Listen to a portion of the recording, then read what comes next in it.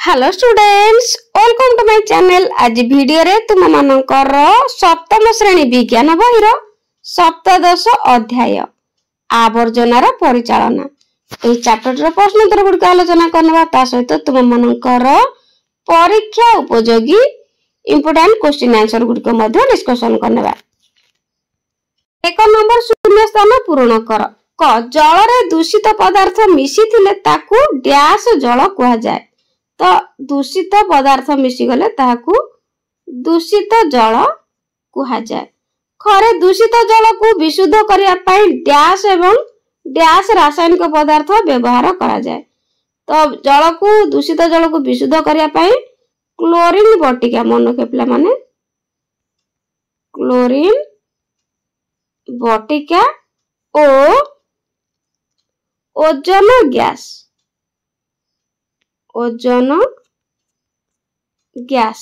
ग हईजा और dash O dash को जलवाहित रोग कहा जाए।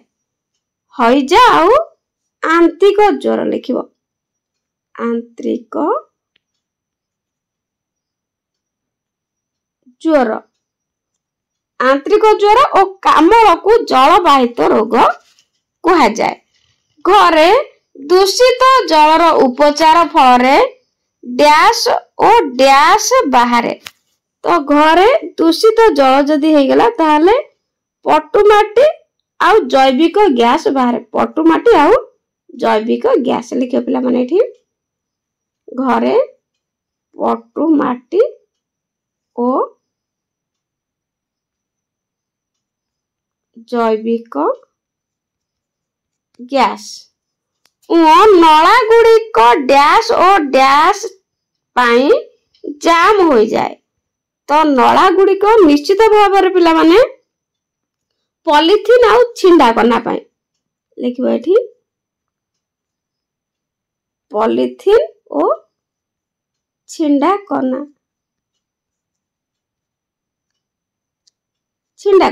च घर बाहर थिबा दूषित जल को डैश जल कहा जाए।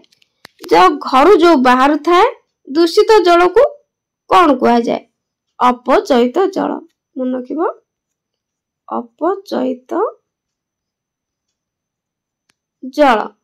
छ दूषित जलर उपचार डैश रे करा जाए। प्लांट रे करा जाए। प्लांट रे। 2 नंबर कारण लेख। क नला रे रंधा तेल किंबा पोड़ा मोबिल इत्यादि पकाइबा उचित नुहे। उत्तर नला रे रंधा तेल किंबा पोड़ा मोबिल आदि पकाइले माटी रो जल शोषण रे बाधा सृष्टि करे। माटी रो ऊपर स्तर रे एगुडी को लागि रहि जांती। ख कठिन आवर्जना यथा तुला कंडेई प्लास्टिक जरी इत्यादि नला रे न पकाई डस्टबिन रे पकाइबा उचित। तार कारण होउची कठिन आवर्जना यथा तुला कंडेई प्लास्टिक जरी आदि नला रे पकाइले एगुडी को नला बंद कर दियंती। फल रे दूषित जल निष्कासित होई न पारी जमी रहे। ग दूषित जल प्रवाहित स्थान रे यूकालिप्टास गछ लगाइबा आवश्यक। यार कारण होउची उत्तर यूकालिप्टास गछ अधिक परिमाणर अपरिष्कार जल अति शीघ्र शोषण करी परिष्कार बाष्प वायुमंडल को छाड़ी थाए। तेणु दूषित जल प्रवाहित स्थान रे यूकालिप्टास गछ लगाइबा आवश्यक। घरे दूषित जलर उपचार समय प्रथमे बारस्क्रीन दे छड़ा जाए। यार कारण होउची उत्तर प्रथमे दूषित जल बारस्क्रीन मध्य दे प्रवाहित होगा समय सेथिरे थिबा काठी कुटा प्लास्टिक जरी तुला चिराकना आदि छाड़ी हुई रही थाए। उहरे खोला पड़िया झाड़ा परिस्रा करिबा महामारी रो कारण। इंपोर्टेंट क्वेश्चन भल भार मन रखिबो। उत्तर खोला पड़िया झाड़ा परिस्रा करिबा द्वारा सेगुडी को वर्षा जल रे धोई होई नदी पोखरी और केनाल ले मिसे। सेथिरे थिबा नाना प्रकार रोग जीवाणु कृमिर अंडा आदि नाना विषाक्त पदार्थ जल को दूषित करे। एही दूषित जल को पीले सेथिरे गाधोइले महामारी रोग हेबार संभावना थाए। तापर 3 नंबर क परिष्कार परिच्छन्नता और रोग मध्य संपर्क कौन?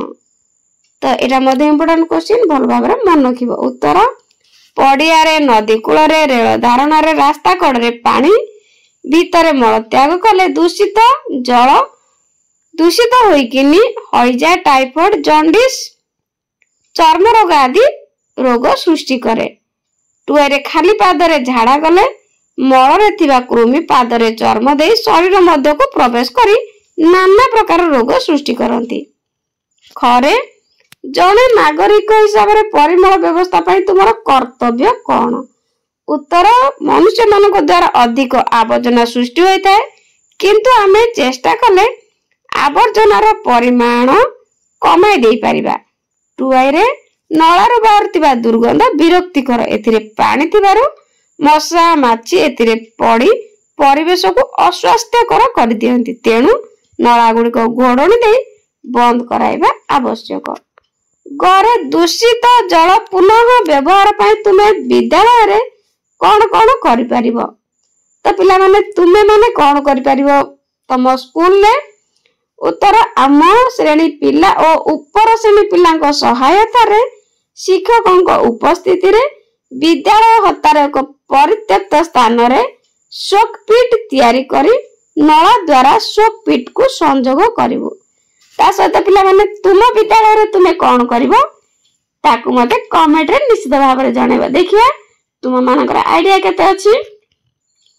तापरे 2 रे बगीचा रे गछ लगाई एतिरे पानी देबा पाई एही नळारू संजोग करी नळा तैयारी करिवो। जेपरि बळका गछ गुडिक बळका जल गुडिक गछ पाई परिवो। घरे विद्यालय परिवेश रे श्रेणी कोठरी रु बाहरतिबा आवर्जनार निष्कासन पाई कोन करिवो? तुम विद्यालय रे श्रेणी कोठरी रु बाहरतिबा जो आवर्जना तार निष्कासन पाई तुमे कोन करिवो?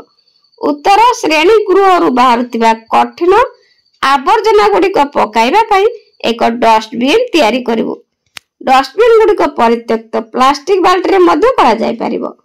2 डस्टबिन गुडिक फुल हे गले बा पूरी गले गुडिक गाड तोड़ी बा गात खोली पोती देबा बंदोबस्त करिवु। तो निश्चित भाव रे पिला माने स्वागत योग्य उरे तुमे विद्यालय रो शौचालय आ पायखाना रे सदुपयोग पाई कोन सब करि परिवो? उत्तर चप्पल पिंदी पायखाना को जीवो। 2 रे मल त्याग परे साबुन ने हाथ धोइबो। 3 रे पायखाना रे मल त्याग पूर्वरु परे पानी ढालिबो। आईवी रे पायखाना रे बाल्टी मग साबुन और पानी रखिबा निश्चित भाव रे दरकार। 4 नंबर संक्षिप्त टिप्पणी लेख। दूषित जल जैविक गैस जल उपचार खोला नଳାର उपकारिता। तो प्रथमे दूषित जल आवर्जना मिश्रित जल को दूषित जल कहती। घर नाल रे बोही जाउतिबा जल सहर रे पायखाना और गाधुआ घरु बाहरुतिबा जल डाक्तरखाना नଳାରୁ निर्गत जल विद्यालय नଳାରୁ बाहरुतिबा जल रास्तार दुई पटे थिबा नाଳର जल वर्षा द्वारा धोई हेई जाउतिबा जल और वर्षा फल छातर बोही जाउतिबा जल दूषित जलर अंतर्भुक्त। तापरे जैविक गैस दूषित जल मनुष्यर मल पशुपक्षी मल अपरिष्कृत तैल जातीय पदार्थ पॉलिथीन पोक मरा औषध और परिबा पत्र चोपा आदि जैविक पदार्थ था। एगुड़िक अपघट मान द्वारा विघटित होई मिथेन आदि गैस उत्पन्न हुए। एगुड़िक जैविक गैस कहती। जलर उपचार वर्ज्य वस्तुर पुनरुद्धार पर जल रे केतेक अनिष्टकारी पदार्थ को विभिन्न उपचार द्वारा नष्ट करा जाए। उपचार गुड़िक हैला आइरे दिल्ली नगर रे आवर्जना उपचार कारखाना रो जैविक गैस उत्पन्न करी रोषेई कार्य रे विनियोग करा जाउछि। 2 रे गाय गोरुक मल मनुष्यर मलमूत्र अदरकारी जलज उद्भिद यथा वर्ज्यांज अन्य दल आदि जैविक गैस उत्पन्न करा जाउछि। खोला नଳାର अपकारिता कौन?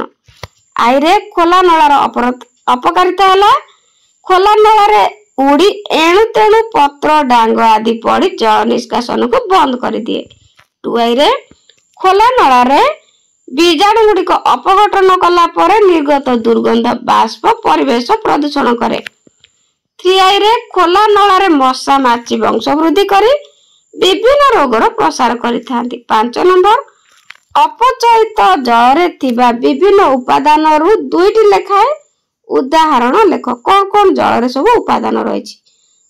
प्रथमे जैविक पदार्थ अपरिष्कार तैल जातीय पदार्थ जीवर मल पोषक नाइट्रोजेन पोटासियम। अजैविक पदार्थ माटी गोड़ी रासायनिक पदार्थ सीसा आर्सेनिक आदि धातु। अणुजीव जेमति कि हईजा जीव बीजाणु आंतिक ज्वर जीवाणु आंतिक ज्वर बीजाणु। तापरे 6 नंबर पॉलिथीन और प्लास्टिक निर्मित पदार्थर व्यवहार परे एणे तेणे न फिंगी पोड़िबा द्वारा परिवेशर कौन क्षति हुए? तो एटा मध्ये इंपोर्टेंट क्वेश्चन भल भाबरे मन रखिबो। पॉलिथीन और प्लास्टिक को जदी व्यवहार कर साला परे न फिंगी पोड़िबा द्वारा परिवेशर कौन क्षति हबो? उत्तर पॉलिथीन और प्लास्टिक को पोड़िले प्रचुर परिमाणर मिथेन और अन्य विषाक्त गैस निर्गत होई वायु प्रदूषणर अन्यतम कारण होइथाय। 2I रे एहार पाउस मध्ये मूर्तिका प्रदूषण करे। 7 नंबर आजिकाली देखा जाउतिबा रास्ता रोका बेले रास्ता मझरे टायर जला जाउची, एहा द्वारा वायुमंडल ऊपर की प्रभाव पकाउची? उत्तर टायर गुड़िक नाइलॉन तंतुरु प्रस्तुत करा जाय थाए। एहाकु पोड़िले दुर्गंध हुए एवं दूषित बाष्प निर्गत होई परिवेश प्रदूषण करे। एहा जली सारिबा परे संकुचित होई कठिन कंठी सृष्टि हुए, ताहा मूर्तिकार जे स्थान रे पड़िबो मूर्तिका प्रदूषण करिवो। 8 नंबर पुराना और व्यवहार होई सारितबा टायर गुड़िक साधारणतः आमे अव्यवहृत जगह रे फोपाड़ी देई थाउ। एथि जोगु जे स्वास्थ्यगत समस्या सृष्टि हुए लेख। उत्तर पुराना अव्यवहृत टायर गुड़िक जैव अवक्षय अयोग्य, तेणु एगुड़िको मूर्तिकास्थ बैक्टेरिया नष्ट करि पारंती नाही। 2I एगुड़िको मूर्तिका पड़ी रही मूर्तिका प्रदूषण करे। 3I वर्षा जल माटीर तल स्तर को जीवारे एगुड़िक अवरोध करबा फଳରେ भूतल जलस्तर कमिबारे एहा सहायक होइथाय। 9 नंबर अणुजीव माने सुखिला पत्र सहित प्रतिक्रिया करी कौन सृष्टि करंती? तो अणुजीव माने सुखिला पत्र सहित प्रतिक्रिया कला परे कौन सृष्टि करंती? बाली छतु ह्यूमस काठ। तो उत्तर ह्यूमस।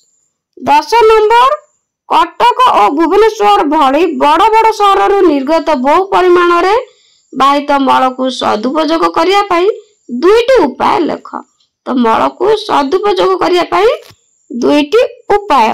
1 रे बाहित मल को कंपोस्ट करी खत रूपे व्यवहार करा जाय परिबो। 2 रे बाहित मल को एक टांकी रे रखी बीजाणु मानक द्वारा अपघटन कराई निर्गत गैस को जाळेनी और बिजुली उत्पादन रे व्यवहार करा जाय बाबरे।